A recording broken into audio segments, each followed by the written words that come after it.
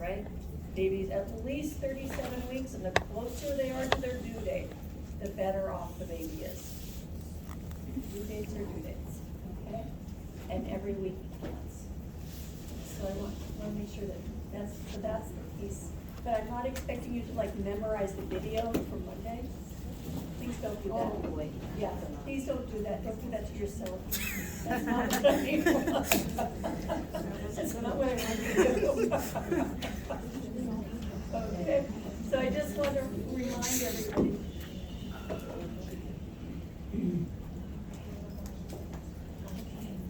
And if you could use your name signs, I'm still learning names. And it helps me to see your name and call you by your name. If you have your name sign, if you could please use that. I understand. It does help. Thank you.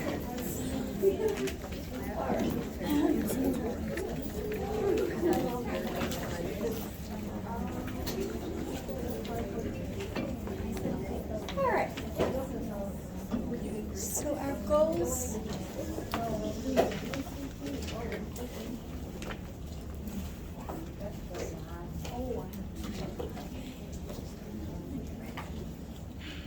All right, our goals for discussing gestation itself, pregnancy, the experience of pregnancy. We're going to talk next about the signs of pregnancy. These are the signs and symptoms that someone may have when they may experience when they're pregnant. We're going to talk about presumptive, probable, and positive signs. This is pretty.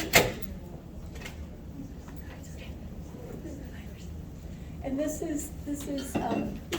some pretty basic principles behind distinguishing and whether or not we consider something presumptive, probable, or positive. We're going to look at strategies to relieve common discomforts of pregnancy. And this afternoon, you're going to do a little care planning with some model patients. It's another simulation activity where I'm going to give you a script. We're going to do this one in person. I printed the scripts for you. They will also be posted in Canvas for you. There's a link to a document just like before, but I printed them so you can use them live. There's a worksheet. You'll just turn in the worksheet for me, and that worksheet will include some planning in terms of education for the patient. Okay. This will also be your nutritional case, and it will all be related to the first prenatal visit of a patient. So we'll talk about that later. But you are already well prepared. You all took histories yesterday, right? On someone you knew nothing about, right? Someone you knew nothing about when you just said their name and date of birth. That was it. Yeah. All right. So we're going to look at that. So the first thing I want to ask you to think about is what changes in pregnancy and what are common signs of pregnancy that you might expect. And I'm going to ask people just to take 2 minutes. Don't look ahead at the slides. And just write down the things you know or you've heard about. Maybe from someone who was pregnant. Maybe, for those of you who've been pregnant or had a partner or knew someone who was pregnant, had a sibling who was pregnant, what they said. If you've ever been around anybody who's pregnant. If you've heard it or seen it on a TV show, what did it tell you? Because I realize people have a broad ranges of experience, right? So just take a couple of minutes and write down all the things you know about pregnancy or that you've heard about it, and how it feels and the signs and symptoms that people feel.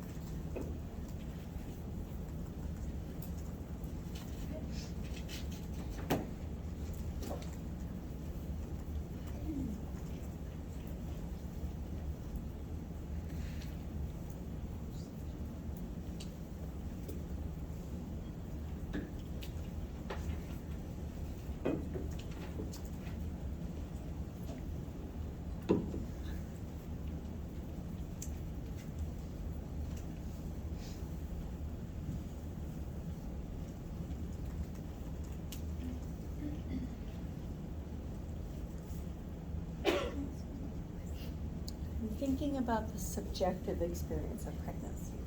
the patient feels and experiences. Subject.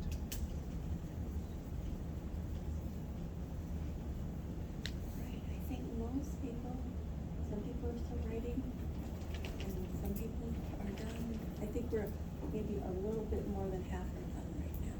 So, all right. Let's just, let's see. How many people have at least 3 signs or symptoms? How many people have at least 5? How about 10? Okay, somewhere between 5 and 10. Let's see. Let's see. How about someone suggest one on their list? Just anybody who wants to raise their hand and suggest one. Go for it. Go for it. Hormonal changes? Hormonal changes. What would that feel like for the patient? More like irritable. Okay. Mood changes. Yeah. How many people have mood changes on their list? Yeah, quite a few. Yeah. What's another one? Someone else. Go for it. Yeah. I said fatigue. Pardon? Fatigue. Fatigue. Yes. How many have fatigue on their list? Yeah. Cool. All right. What's another one? Go for it. Nausea? Nausea. How many people have nausea and or vomiting on your list? Yeah. Yeah. So you already know quite a bit about this, right? Yeah. Are there some other ones that people would like to share? Go for it. Heartburn. Pardon me? Heartburn. Heartburn. Yeah. Heartburn. Yeah. Gabriel, what's that? Frequent having to use that too. Oh, yes. Yeah. Increased urinary frequency. Yeah. Keisha. Nipple irritation. Nipple irritation, soreness. Liz? Go for it. Change in appetite, usually hungrier. Yeah, change in appetite, hungrier, and Madison, Missed period. missed period, yep, amenorrhea. All of those are awesome ones. Mariana, what? Still some pain and crampings in your pelvis, like if period is going to start right now, but it's not starting. Cramping, yeah, Braxton Hicks contractions, particularly towards the end of pregnancy. Brittany, what else? Your hips widen. Yeah, your hips widen, the ligaments actually relax. Go for it, Mikhail. I said like excessive like being warm. Like Yeah. warmer, yeah. Temperature, but it's like you're always odd, you're like volume. Vasodilation, yeah, and vasodilation, you feel more faint. Your blood pressure is lower, so that happens. Simple, go for it. Well, I put sensitivity to taste or smell. Yes, increased sensitivity to tastes and smells. Even sometimes foods that people once liked, they don't like when they're pregnant, aversions. So people can have both cravings and aversions in pregnancy. Yeah, absolutely, all of them, right? Have you noticed how many systems are involved? Yeah, people are pregnant with their entire bodies. Entire bodies. People are pregnant with their entire bodies. All right, so we're gonna look at signs of pregnancy next. And we'll look at the back sheet of that other form I gave you on Monday. And so first off, I want to mention that the subjective experience of the pregnant patient are referred to as presumptive signs of pregnancy. So the patient who says, I'm missing a period, I have nausea and vomiting, I'm peeing more often, I have breast tenderness. The experience of fetal movement or quickening. Quickening is the first perception of fetal movement. That is also considered subjective. These are presumptive signs. Okay? So the person who comes into the ER with a lot of vomiting and sore breasts, and you're thinking, uh-oh, needs a pregnancy test. And that's because the person has presumptive signs of pregnancy. Presumptive signs. We could presume it. Could it be something else? It could be, right? You could have nausea and vomiting with gastroenteritis. Oh, yeah. You could miss a period for other reasons, right? There are other reasons why you could have urinary frequency from a UTI. Whenever somebody tells me they have urinary frequency, I want to know, does it burn? And when they pee, do they really need to pee? Or is it just a drip? Is it burning, or is it just increased frequency? Frequency by itself is not usually UTI.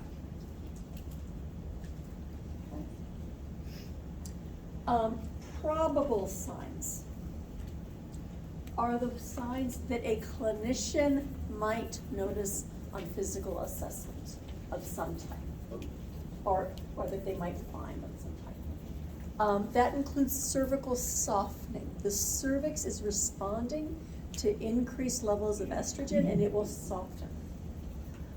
There is vasodilation in the cervix, which makes it bluish from the venous blood. There's a bluish cervical color that's called Chadwick's sign. Softening of the isthmus. The isthmus is where the cervix meets the body of the uterus. So the cervix is really kind of part of the uterus, right? But that space in between, right, is called the isthmus, and softening of that. In fact, it gets so soft, you could actually flex the cervix against the body of the uterus on pelvic exam. And that's called McDonald's sign. And that should be CVS, that should be CVX, cervix. All right, abdominal enlargement is a probable sign. Palpable fetal outline is a probable sign. Ballottement, that means the provider can bounce what feels like the fetus inside the uterus in the amniotic sac. Okay, the baby bounces inside there. Okay. Pregnancy testing is a probable sign. Okay, is a probable sign. Probable as these signs, if a provider found these, they are not considered 100%, but the patient is probably pregnant. You might notice that pregnancy testing is a probable sign of pregnancy. When patients give birth, they still have the pregnancy hormone in their bloodstream for about a month afterwards. So it's not always, so we have to take a pregnancy test very seriously, always treat it, unless the patient is recently delivered, treat it like they're pregnant. You won't go wrong there. But realize that people have a persistent positive pregnancy test. So if somebody did a positive pregnancy test the week after they delivered, that doesn't mean they're pregnant again. That's from the baby they just had. Okay. There is a rare possibility of some medications potentially causing a false positive. That's unusual. That is unusual. Okay.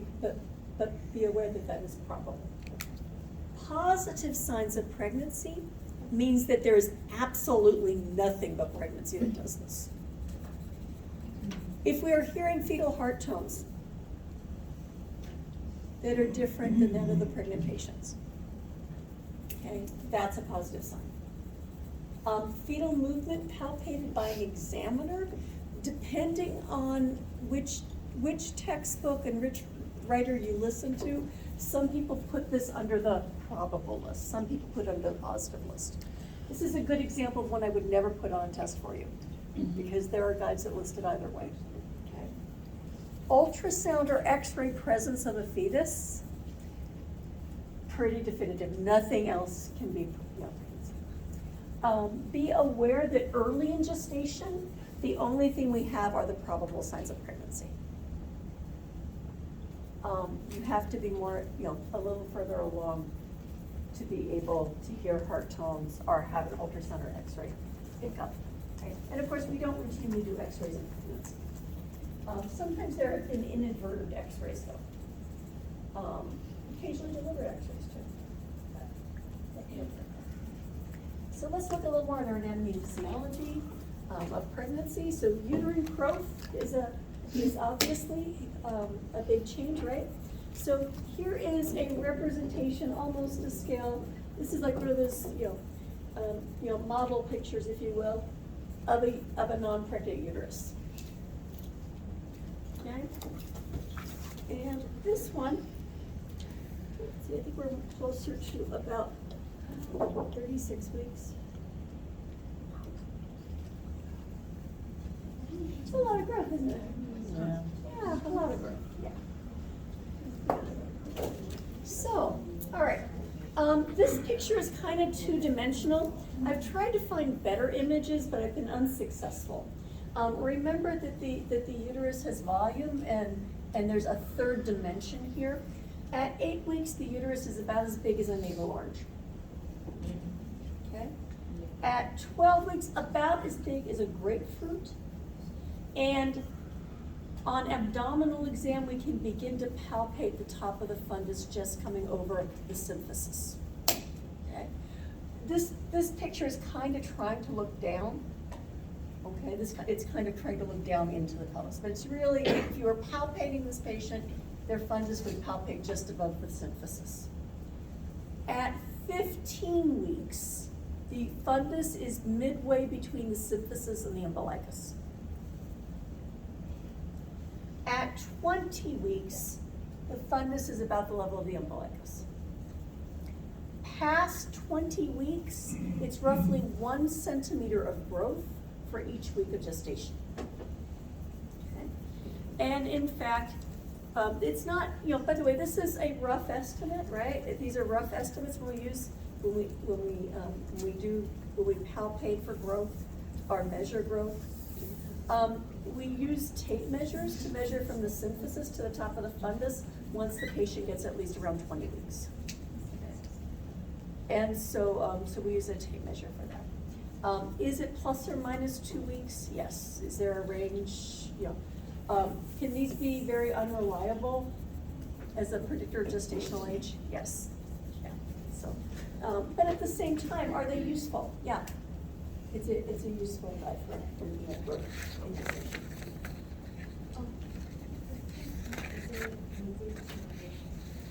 Synthesis. Okay. So the uterus is going to grow in size. It's going to increase in weight, strength, elasticity, vascularity, right? So cervix, increased estrogen levels. Remember, estrogen is a growth hormone. So there is more growth and development of the cervix, hyperplasia. There is the formation of a mucus plug that is helpful in preventing organisms from entering the uterus. Mucus plugs, though, are not the ultimate defense. The ultimate defense would be that membrane surrounding. But the mucus plug is very helpful, okay? The vagina, again, estrogen is a growth hormone. It increases the thickness of the mucosa and increases vaginal secretions, which helps prevent bacterial infections. Again, as long as it's white or clear and dries yellow on the panties, that's normal, okay? If it's itchy, burning, if there are unusual odor, something like that, then that needs to be evaluated, right?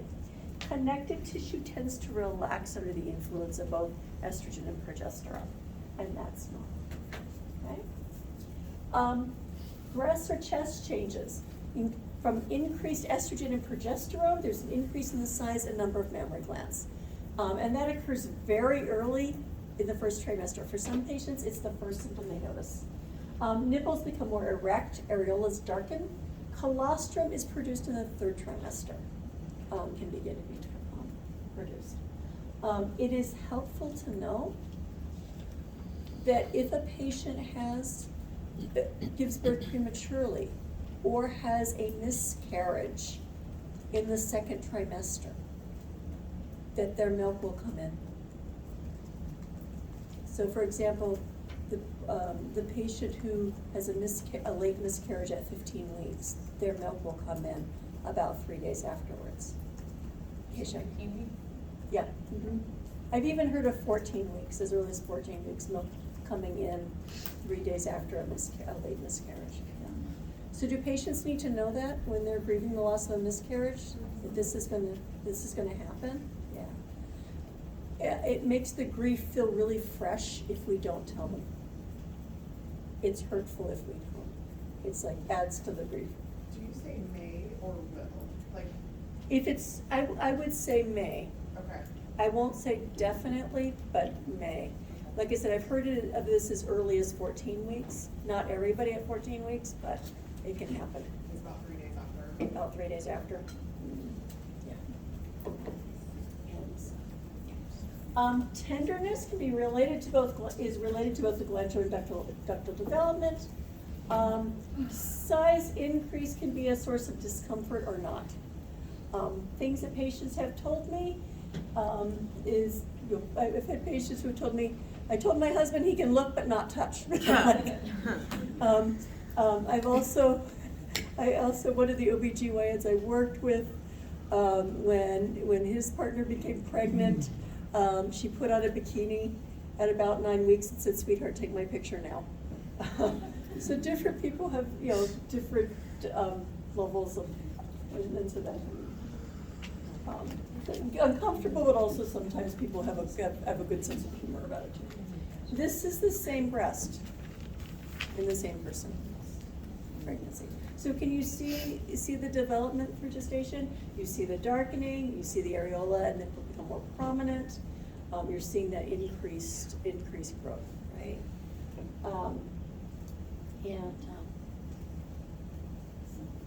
And that, yeah. All right, respirations. Respiratory system changes too, right? Increasing levels of progesterone decreases airway resistance. Another thing that's anatomically going on is that as this uterus grows, it displaces other organs. And the rib cage has to actually come up. And, so like you know how your ribs are kind of at an angle, right? They have to move up. And that increases your anterior posterior diameter. It's very common for like bra sizes to go up, not just because of breast changes, but also because changes in the rib cage itself. So the patient is going to also move because of this, an increased volume of air. Thoracic breathing occurs as the uterus enlarges. Shortness of breath is common. They've got this uterus under their diaphragm.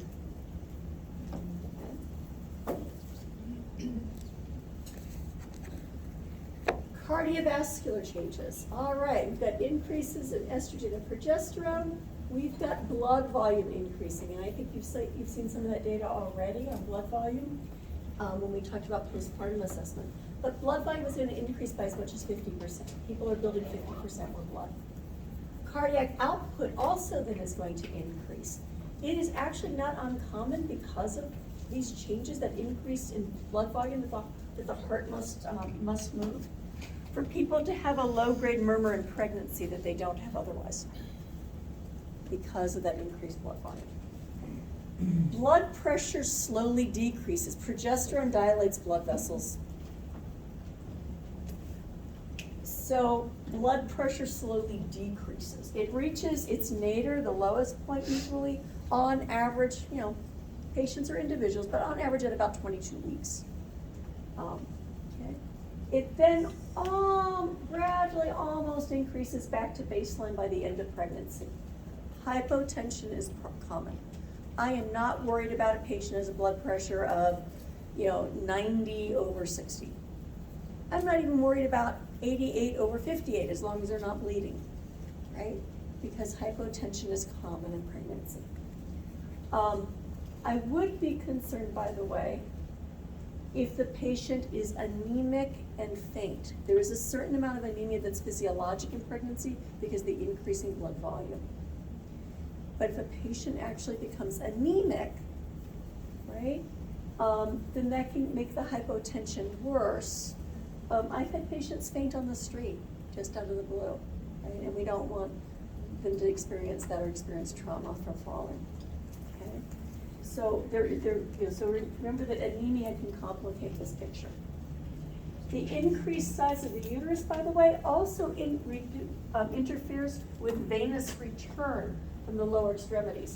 So let's say we take this picture here, and I put this patient and I lay them flat on the back, right? They've got this whole uterus, this whole uterine mass on top of vena cava, right? What's that going to do to their blood pressure? Decrease it. Are they going to perfuse their head very well? No, not so much. Could they faint? Yeah. By the way, is it also is this also going to perfuse the placenta very well? No.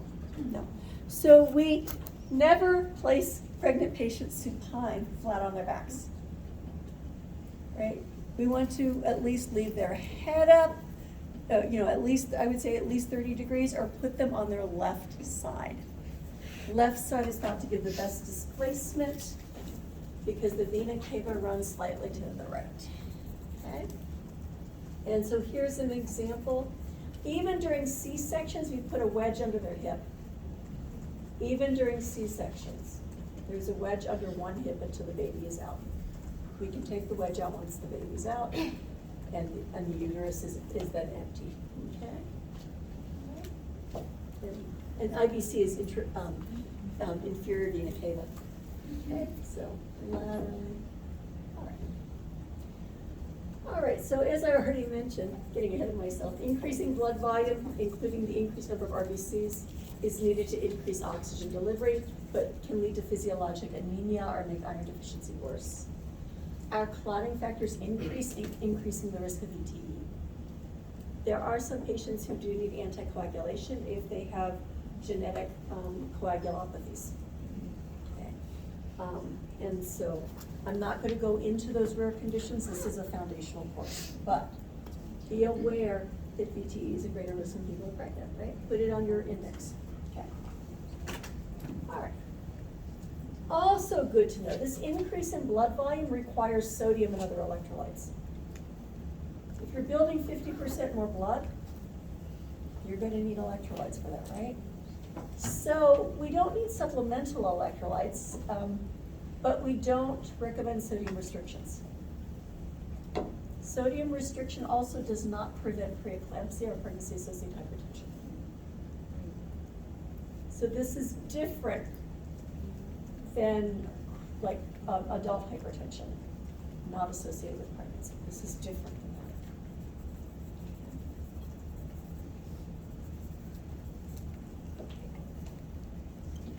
that. This does not mean I want my patients eating salty fast food all the time. I would like them to eat a healthy diet, but I'm not going to salt restrict them. All right. GI. Increasing levels of progesterone slow down the intestines. They slow down peristalsis. Remember, they reduce cramping in the uterus too. Progesterone quiets the uterus. So we have delayed gastric emptying, decreased peristalsis, leading to constipation and heartburn. Yeah. Is that like a muscular thing that progesterone? It's doing, yeah, it is. Yep, it is. And so, and certainly constipation and straining and that weight of the gravid uterus over the intestines is going to increase hemorrhoids too, right? Hemorrhoids. And let's mention too, so hemorrhoids are basically varicose veins of the anus and rectum, right? So can varicose veins be a problem in the legs too? Yeah. So progesterone will dilate those and relax those vessels as well. So all of those are happening. All right, urinary system, right? GFR increases. We're handling all that blood volume, right? Renal tubular reabsorption increases. All right. Skin and hair. Did you know that even your hair gets pregnant? I know. Increased skin pigmentation is caused by increased estrogen and progesterone. Linea nigra, and this is a lovely midwife who's showing her own linea nigra, and that's with increased melanin production. Estrogen increases melanin, and so people can get like a linea nigra. They can also get something called masculine pregnancy, pigmentation across their cheeks. Chloasma is the medical word for that. One day I'll remember to write this word in my PowerPoint. It almost looks like the butterfly rash that some people get with lupus. Chloasma. Massive pregnancy.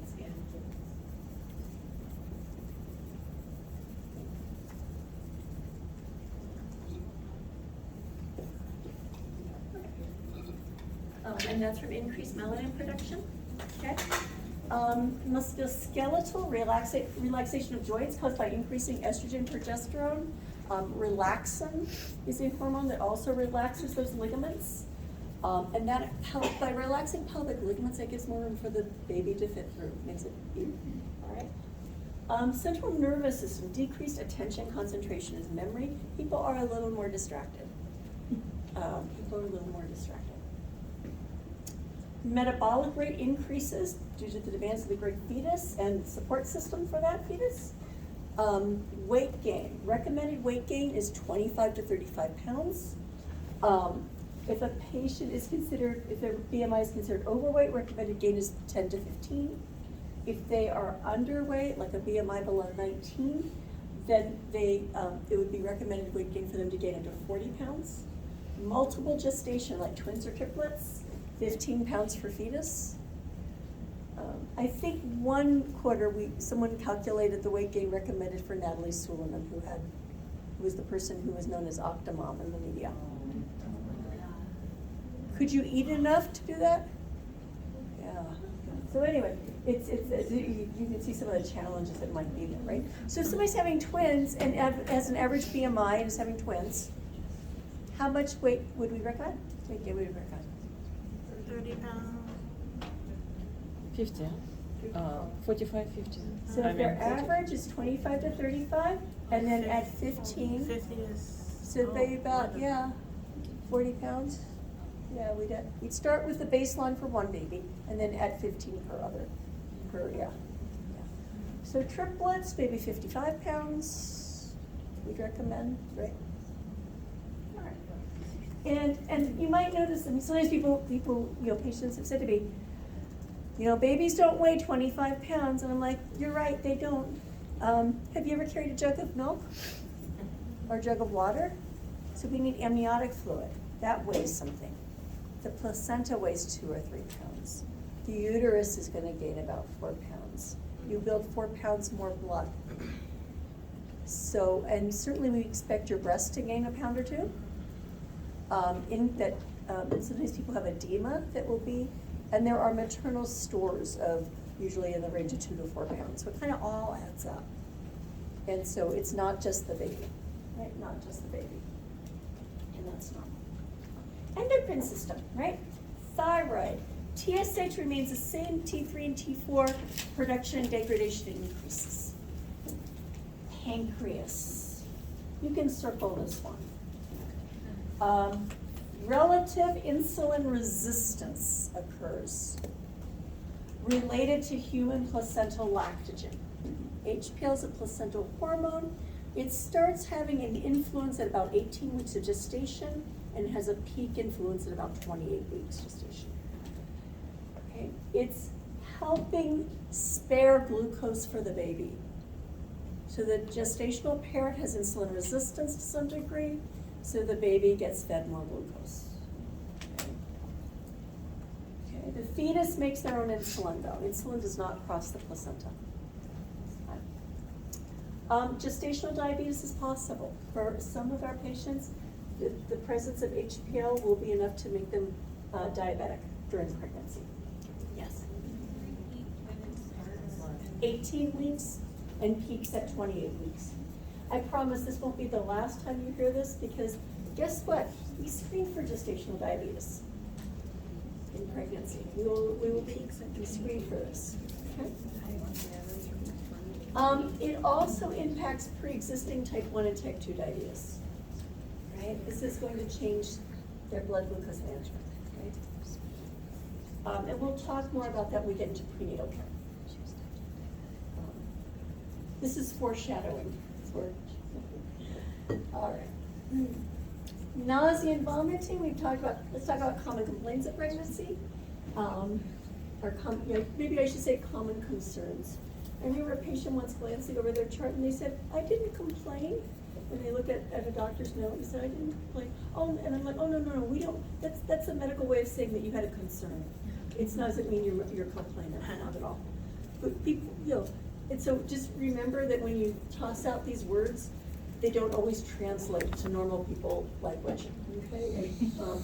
To normal, and so common concerns of pregnancy, nausea and vomiting. And this can be really more than a concern. It can even be compromising. The silver lining is that it's related to high levels of human chorionic gonadotropin. People who have nausea and vomiting in pregnancy tend not to miscarry. That's a sign of high levels of HCG, and that's actually, it feels horrible, and we need to treat it. But it's, and it can be severe. I've even known of patients on rare occasion who have gone on TPN. But it is, they're less likely to abort.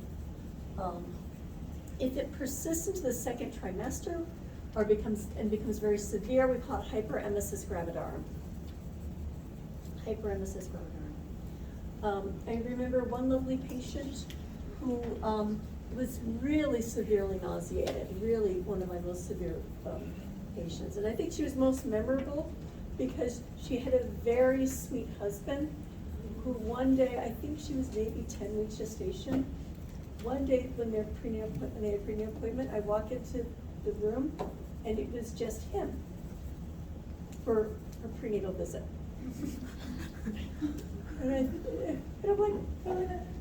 I'm like, of course I have to say, okay, so tell me about this. Is your wife? No, she felt too sick to come in, but I really thought I should come in and let you know how sick she is. I'm like, yeah. Ultrasound found out why she was having such a bad time. She had triplets.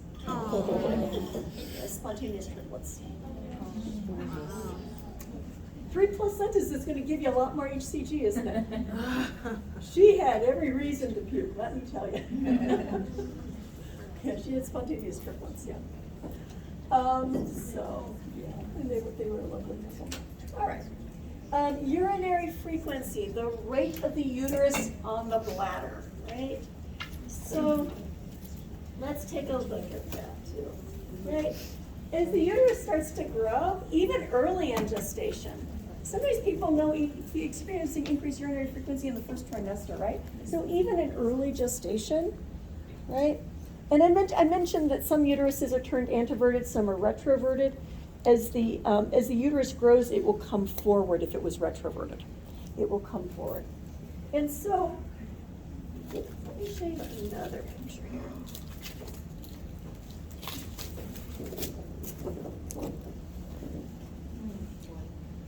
My question in third trimester isn't, do you have nocturia? It's how many times do you go at night? Right? Because your bladder is so compressed, right?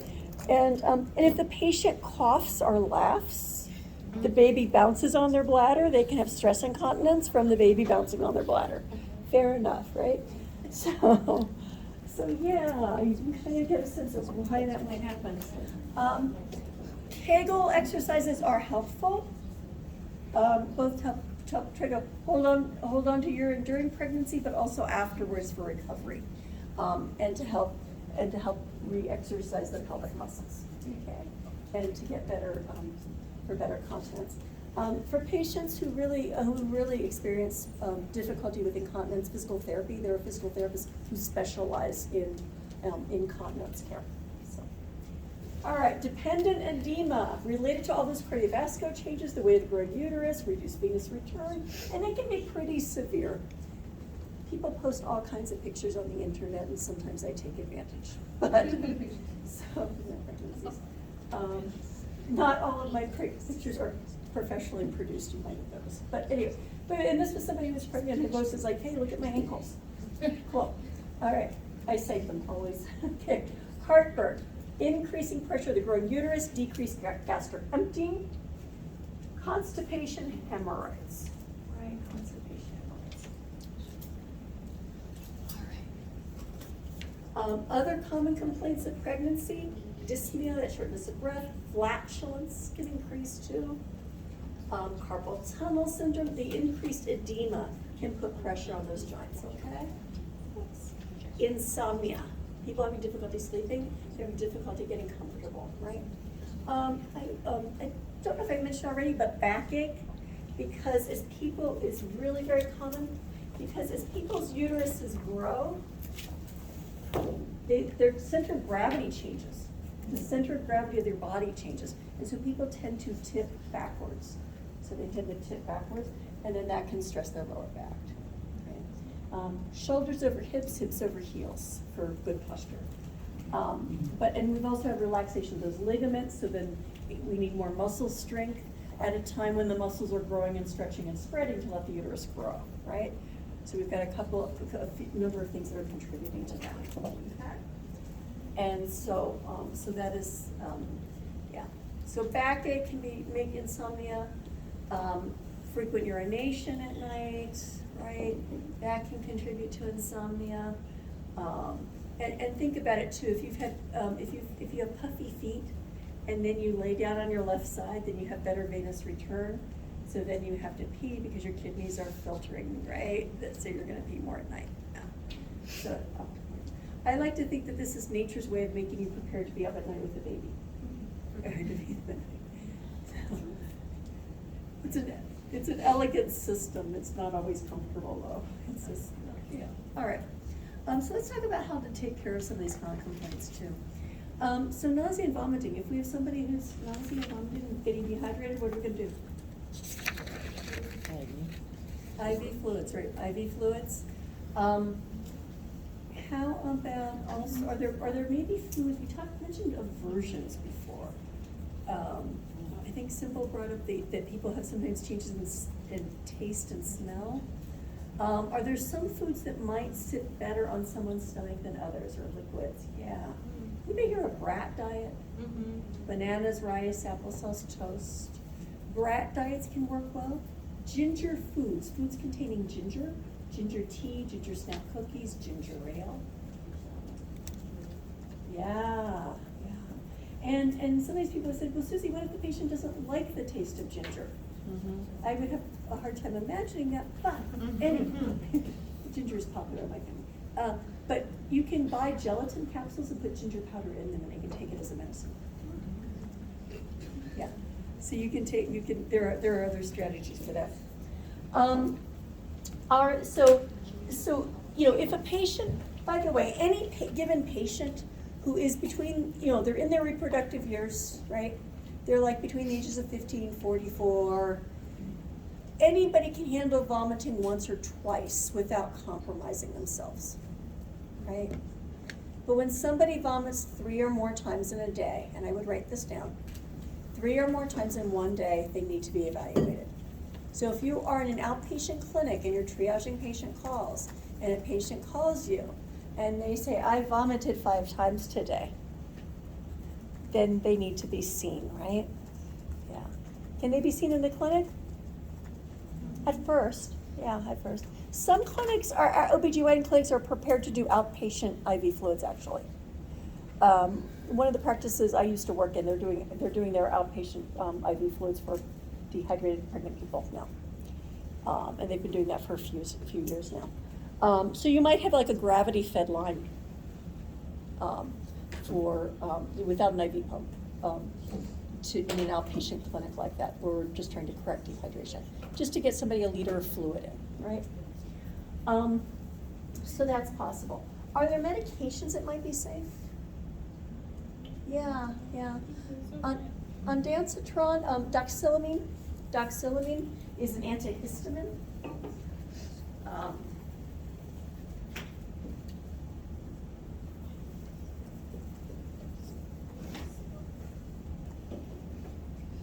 On Dancitron, otherwise known as Zofran, these are considered to be safe medications for use in pregnancy. Okay. So there are some safe treatments. So if we had a patient who was very pukey, we'd want to bring them, 3 or more times a day, we'd want to bring them in. Our assessment as nurses, we would get them into an appointment, we would want them to be seen by the provider. Part of the routine assessment and standing orders is to dip their urine. What am I looking for when I'm dipping in urine? Medication. We're certainly looking for that, but related to nausea and vomiting, that's related to regular prenatal care. Yeah. Is gravity? You could look at specific gravity of the urine if you're doing the full urinalysis. What do you burn when you're not getting enough calories? Pardon me? Ketones. Ketones. Yeah, they'll have ketones in urine. If they're not getting enough fluids, they will also not be getting enough calories, and they will burn fat and protein, and they'll have ketones as a byproduct. So we'll see ketonuria, and even like 4+ ketonuria. So we'll check their ketones and we'll check their weight. And when I'm in an outpatient clinic, I can't immediately get a lot of things, but I can dip a urine for ketones and I can check their weight and see if they've lost weight. Those are some quick and easy, dirty assessments I can make, right? I'm also going to look at their mucous membranes, right? I'm also going to check their mucous membranes. So those are some quick and easy things I can do. And I can, and of course, we'll consult for the provider for prescriptions, and they will want me to dip the urine and check the weight. I will want to give them an SBAR, say, hey, you've got patient Mary Jo, she's here at 9 weeks gestation for nausea, vomiting, and pregnancy. She reports that she vomited 5 times today. She has 2+ ketones, and she's lost 1 pound since her last prenatal visit 2 weeks ago. Here you go, right? And that would be my SBAR. Okay. Urinary frequency. For stress incontinence, Kegels, but for urinary frequency, there's really just not a lot we can do. It's going to happen, right? And so we just want to make sure that they don't have a UTI. And to give themselves permission to get up and pee and go right back to bed. To give themselves permission to go to bed early, right? Life is different during gestation. Life is different when you have a child, right? Life is just different at different stages of places. Okay. Fatigue, this is where I missed that page. Okay, here's a page I'm missing. All right. Fatigue, all right, I have a little story for you. Fatigue in pregnancy, a lot of times we say fatigue. Don't we all get tired? Yeah, we all get tired. You're all nursing students, right? You've got to be tired. I know I get tired. Okay. However, this is a whole different level of fatigue. So my friend Marcia, and you can laugh. I'm going to let you. So don't feel bad. You don't have to feel bad because everybody's fine. And my friend Marcia's baby, I think she just produced an album last year. So anyway, so she's an adult now and she's fine too. So my friend Marcia was born to be a night OB nurse. She's a night OB nurse.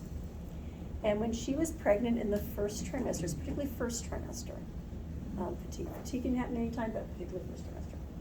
On the way home, after many years of being a night nurse, and just home like normal when she was pregnant, Marcia drove off the highway, through a ditch, and a fence, and a field, and didn't wake up till she hit the tree. Oh. So we are talking, do you see what I mean? This is an entirely different level of fatigue. And everybody was okay, she wasn't hurt, her pregnancy was fine, and they wanted to get a new car anyway. Okay?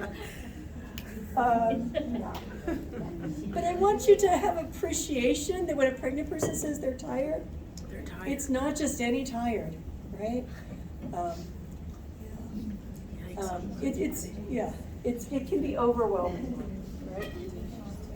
Back elbow and leg cramps are possible, and postural hypertension related to that supine, supine positioning, right? So if that patient has a wedge behind their back to prevent hypertension, right? So I just want to make sure you've got that too. All right, so fatigue. Sometimes people just need to rest. That's hormonal. We can't really stop that. Backache, sometimes physical therapy, massage, again, hips, shoulders over hips, hips over heels. Leg cramps, particularly in the calf, people should point their toes up towards their face, okay, to relieve the cramping. Okay? Up towards the face. Sharply dorsiflex the foot. Okay? All right. Edema, make sure the patient has adequate fluids. We usually think 8 to 10 cups a day. Does anybody really have any randomized controlled trials on this? No, not at all. We don't, but it's what we've got. Heartburn, Tums, like calcium carbonate, is very safe in pregnancy. So things like Tums are considered quite safe. Small meals frequently. Don't eat before you lay down and go to sleep at night, because another thing is that your sphincters relax in pregnancy for influence of progesterone. And so people are more likely to have reflux. So we don't want to fill up the stomach and make it more likely to get gastric juices up in the esophagus. So not eating before they go to bed is helpful. Constipation, fiber-based laxatives, lots of fruits and veggies, high fiber foods. Things like Tux pads, witch hazel pads are safe for hemorrhoids. Most hemorrhoid treatments are really considered safe in pregnancy. And trying to prevent constipation. Yeah, and fiber-based laxatives are also safe, but not things like milk of magnesia or mag citrate.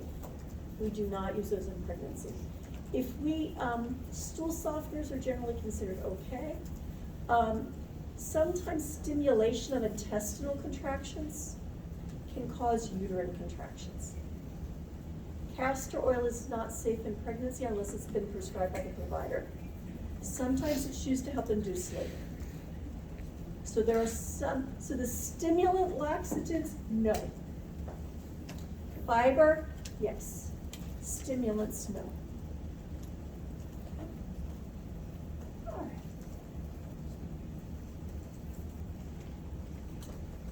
Okay. Do you guys feel like you have a good start on this? All right.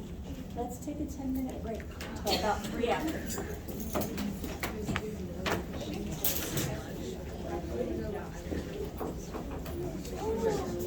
Are called presumptive signs. So since the patient reports it, this is presumptive. Could it be gas, something ovaries, could it be something else, right? Could be something else. Nausea, presumptive. Cervical softening noted by a clinician, Nadel's sign, probable. Amenorrhea, presumptive.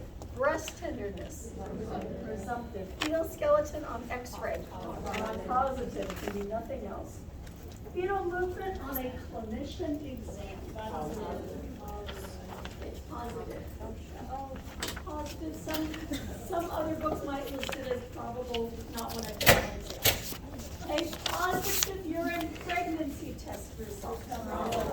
That is probable. Probable, a clinician would find it, and so we consider it probable. But people can still positive tests even after they're not pregnant for a while. Urinary frequency is presumptive. Enlarging uterus or increased fundal height is probable.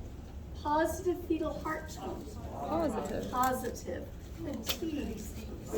Presumptive. A palpable fetal outline. That one is probable. That is probable. It could be a growth of, like a fibroid actually, depending on. Positive serum HCG result. That's still probable even if it's a blood test. Ultrasound confirmation. That one's positive. Venous congestion in the cervix, Chadwick's sign, probable. Labor with imminent delivery. That's positive. That's positive. Okay. So if you can just remember that presumptive is subjective, probable means a clinician would find it, and that includes tests, and positive means things like diagnostic imaging or fetal heart tones, you'll be fine. There will be one question on this on your upcoming test. What was the very first one, the reported fetal movement? That's subjective, so it's presumptive. Okay. Try to remember the concept, because then you're not memorizing lists. Try to remember the concept, that's easier. That's easier. All right. And let me just take a minute before we go on to, I did have a couple of questions in the question box. And is it okay for me to just answer them all to the class verbally really quickly? Yeah. Okay. It's because I think there are things that would be nice to know. One was, can you please go over what exactly we need to focus on for the first exam, which PowerPoints and content? And so it's your ethics one, maternal child, unit 2, to the ethics one. It is your gynecology, including STDs, contraceptive methods, gynecology, right? It is preconception care, which is part of unit 2, Reproductive Health Unit 2. We are not going to talk about treating common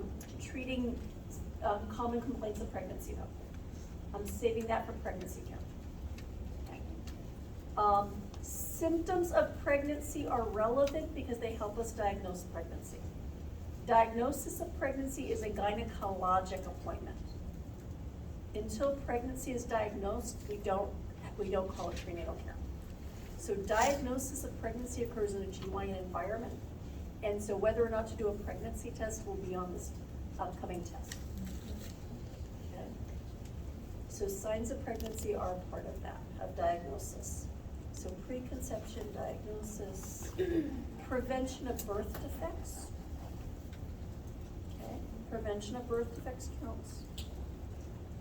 And I want you to know enough about gestational age to know preterm versus term delivery. Okay, their study guide has a comprehensive list of all that sub-information. All right. So so there is that study guide. Use your study guide. Okay? And so that's what to focus on for the exam. That's what to focus on.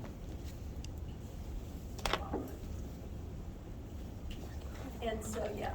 And breast tenderness is considered subjective, and that's considered a presumptive sign, just related to another question. So breast tenderness is considered subjective. And then I was asked about fetal heart tones. We will get to that, but next week. I won't be able to cover it this week in order for me to stay on track and not jump around too much. For those of you who are working on your L&D prep and could use some individual discussion, I'm happy to set up a Zoom with you. It might need to be this week. I'm like fully booked all days, but it might need to be in the evening. Or next week in one of the afternoons.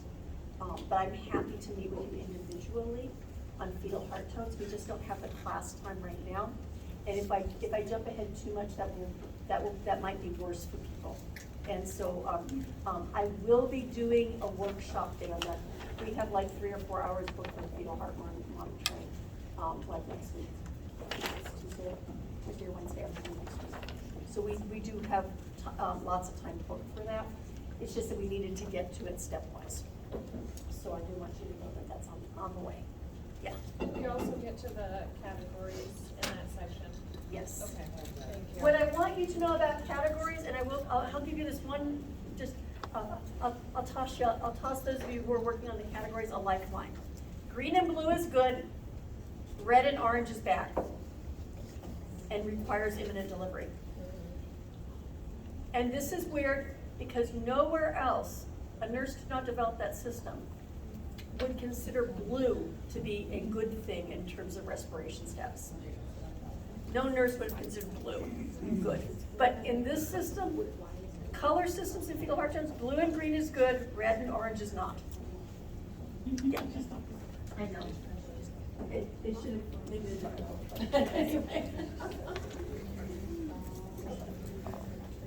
Okay, let's pick up where we left off on pregnancy changes. So pregnancy, and these are good slides to circle, the ones with psychosocial changes. There aren't many of them, but these are good ones to circle and start. Our pregnancy care is organized, and our educational efforts are often organized according to the psychosocial situation of the patient. Okay? It's one of the ways that we individualize care and make our care client-centered, is by being respectful of where people are developmentally and psychosocially. So first trimester, the most common things, ambivalence is common. 80% of patients feel ambivalent at some point in their first trimester, and they feel ambivalent about being pregnant. Even people who have gone through years of infertility treatment, when they finally become pregnant, it's like, I think this is what I wanted. I think I'm happy. Is this really what I want? Right? So ambivalence is normal in first trimester. It does not make them bad parents. It's just normal. right? Finding out you're pregnant is a big deal. And it just is. Pregnancy feels unreal. Discomforts feel real though. Discomforts feel real, right? And like nausea, vomiting, and pregnancy, right? We call it morning sickness, but it's not really just morning. For some people, it's at night. Yeah. Is the ambivalence more common for first-time mothers than, say, mothers who are pregnant with their second or third? Not necessarily. Not necessarily. Yeah. Everybody's an individual, but not necessarily. I've seen plenty of multiparous patients who were ambivalent. It was like, I wasn't sure I wanted another one. I guess I'm having another one. And that's normal. And you're a really good friend when people share this with you. Because in popular culture, it's not popular to be ambivalent about being pregnant, right? It's not popular to be ambivalent. A partner may either accept or reject pregnancy, and they might feel left out and confused by the changes. This person who used to be so much fun, your partners might feel like this person used to be so much fun isn't fun anymore. They're pukey, and maybe moody, and they're sore, and they don't feel good, and yeah. And so sometimes we call this lover to mother. In terms of transition from the gestational parent going from being not just a partner, but now being somebody who has pregnancy to be concerned about and is experiencing all these physical changes. And they can't see or feel or know any of these things, right? The uterus isn't grown enough yet. So it's not obvious to the partner that there's really a lot of stuff going on the inside and a lot of physiologic changes. So it's confusing. So it can be very confusing for partners. Second trimester. The patient usually is beginning to feel better. Nausea and vomiting tends to get better at this point.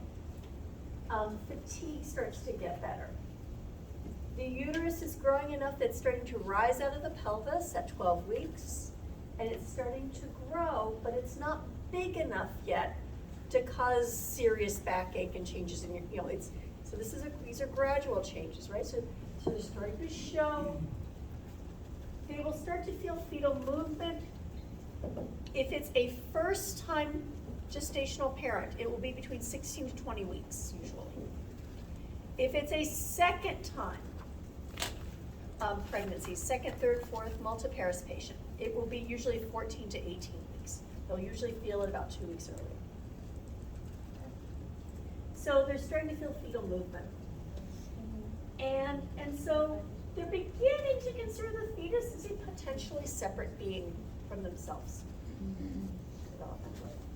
So I like to think of it as the first trimester is, I'm pregnant, and then second trimester is like, I'm having a baby.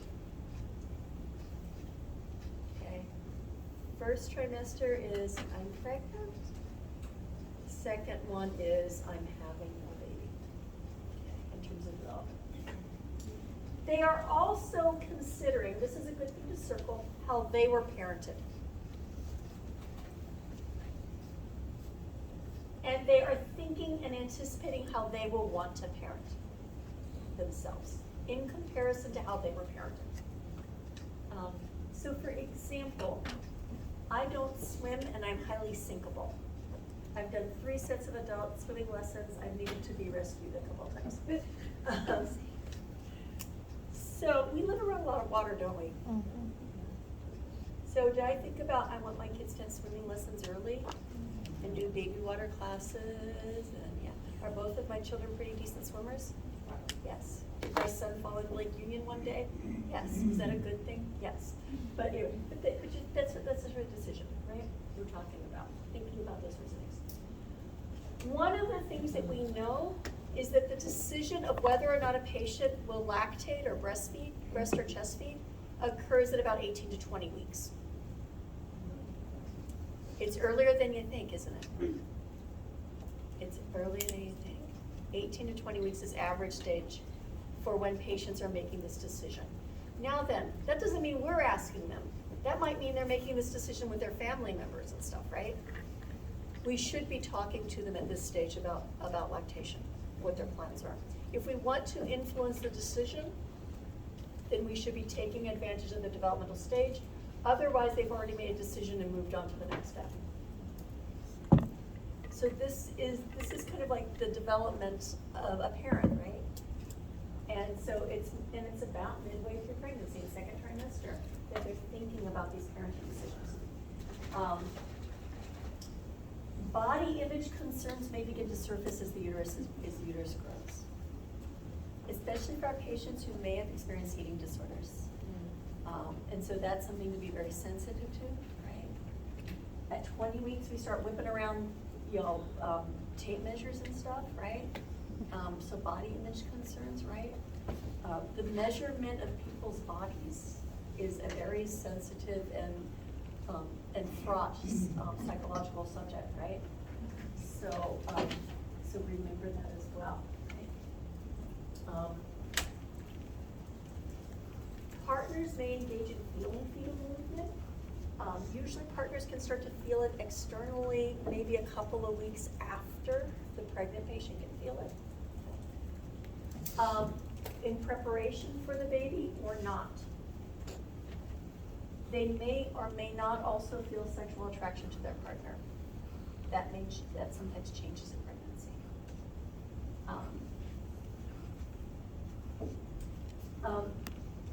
Libido can also change for the person who is pregnant.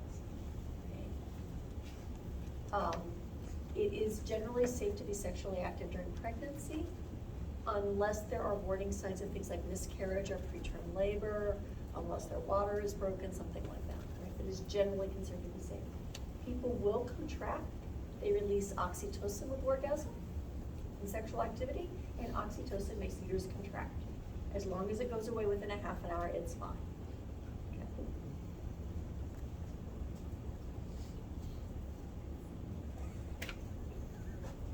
So, third trimester. All right, we've gone from I'm pregnant to I'm going to have a baby. Now in third trimester, we're gonna go to next, I've gotta get this baby out. And then eventually people get so uncomfortable, it's like, baby, get out! Okay? So just to kind of help you remember a little bit. So initially people had a lot of concern about their labor and delivery experience. Okay? And people will express fears. One of my acquaintances asked me, had heard a horror story about somebody having a C-section without anesthesia as an emergency, and wondered if we would really do C-sections without anesthesia to save the baby and ignore their pain from the major surgery. This was a well-educated patient, by the way. This was a lawyer in New York City, right? It's not about education. It's about where they are psychosocially and emotionally. And it's normal for people to have fears and concerns, and they need to be able to share them. And to hear, no, we don't do that, and you matter. We will give you general anesthesia if we have to. But, so people often have concern about labor and delivery experience. This is, by the way, a good time, early third trimester, a good time for childbirth classes. Yes, it is. It's a really good time for that. Discomforts make it hard to be comfortable eventually, right? And this eventually turns into eagerness for birth. They feel like the fetus is a separate person. The partner may be concerned over providing for the fetus and have a sense of responsibility toward their family. In terms of their preparation.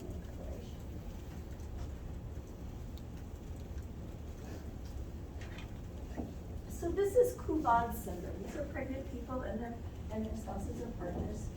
And Kuvad syndrome, and I might be mispronouncing it, just full disclosure. I've not had the privilege of studying French yet. I'm trying to work on Italian, but French I haven't gotten to. So anyway, Kuvad is from the French word meaning to brood. Like a chicken broods their egg nest, right? To brood.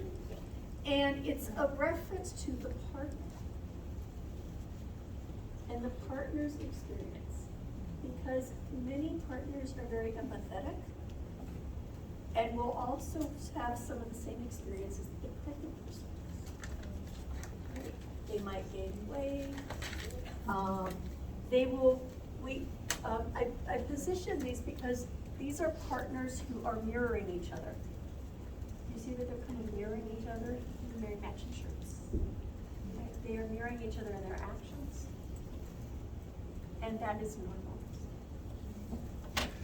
They might experience, things like weight gain, emotional changes as they go through the experience of pregnancy with the person who is gestating.